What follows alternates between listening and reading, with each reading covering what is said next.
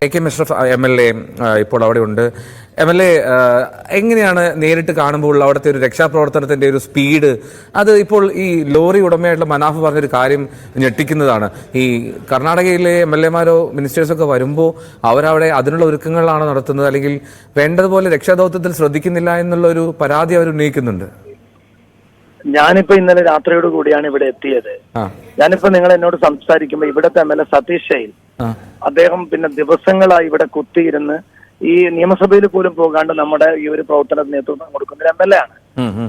സത്യത്തിന് ഞാൻ എല്ലാ മലയാളികൾക്കും വേണ്ടി അദ്ദേഹത്തിന്റെ സേവനം ഞാൻ ഇവിടെ കാണുന്നുണ്ട്. അപ്പൊ നമ്മൾ ഇടയ്ക്ക് തുടക്കത്തിലൊക്കെ ചില വീഴ്ചകൾ സംഭവിച്ചിട്ടുണ്ടെങ്കിലും ഇന്നിപ്പോ കാണുന്ന ഒരു കാഴ്ചപ്പാട് എന്ന് പറയുന്നത് തീർച്ചയായും വളരെ മലയാളി ടീംസ് ഇവിടെ എത്തിയിട്ടുണ്ട്. വളരെ നന്നായി ഇന്ന് ഒരു ടീം വർക്കോട് കൂടി രക്ഷാപ്രവർത്തനം നടത്തുന്നുണ്ട്.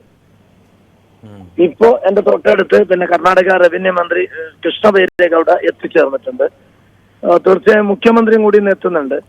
നമുക്ക് തുടക്കത്തിൽ മനാഫ് പറഞ്ഞതുപോലെ ഒരു പിന്നെ ചെറിയ വീഴ്ചകളും കാര്യങ്ങളും സംഭവിച്ചിരിക്കും. ഇന്ന് നല്ല ടീം വർക്കോട് കൂടിയിട്ടാണ് ഇവിടുത്തെ പ്രവർത്തനം നടക്കുന്നുള്ളത്.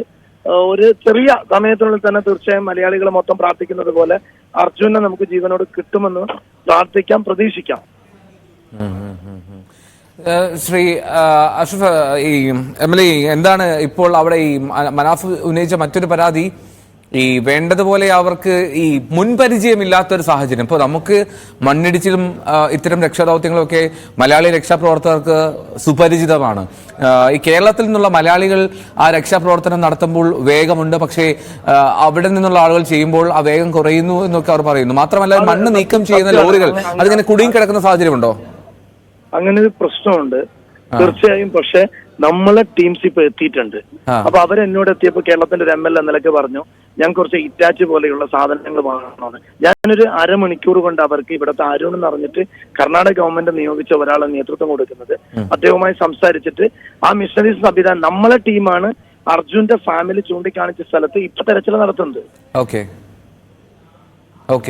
അതായത് അർജുന്റെ ഫാമിലിയാണോ അതോ റഡാറിൽ ലൊക്കേഷൻ കണ്ടെത്തിയ ആ സ്ഥലമാണോ? അല്ല, അർജുന്റെ ഫാമിലിയും കൂടി ഒരു സ്ഥലം എന്നോട് കാണിച്ചു.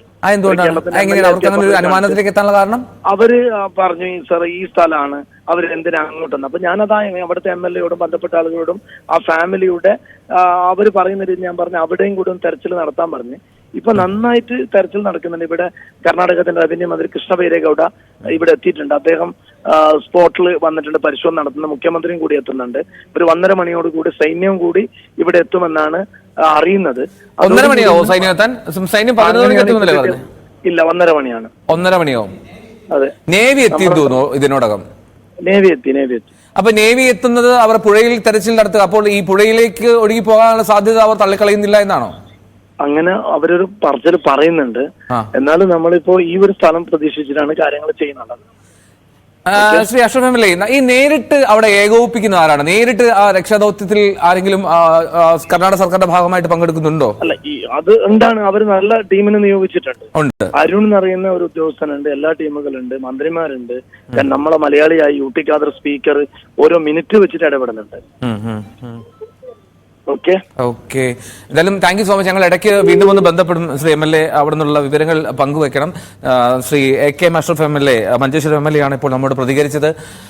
സൈന്യം 1:30 മണിയോടുകൂടി എത്തുമെന്നാണ് ഇപ്പോൾ MLA പറയുന്ന വാക്കുകൾ. അതായത് ഇപ്പോൾ 11:30 നമ്മൾ 11 മണിക്കാണ് പ്രതീക്ഷിച്ചത്. നാവികസേന ഇതിനോട് അവിടെ എത്തിയിട്ടുണ്ട്. അപ്പോൾ അവരുടേതായിട്ടുള്ള പരിശോധന ഉടൻ ആരംഭിക്കും.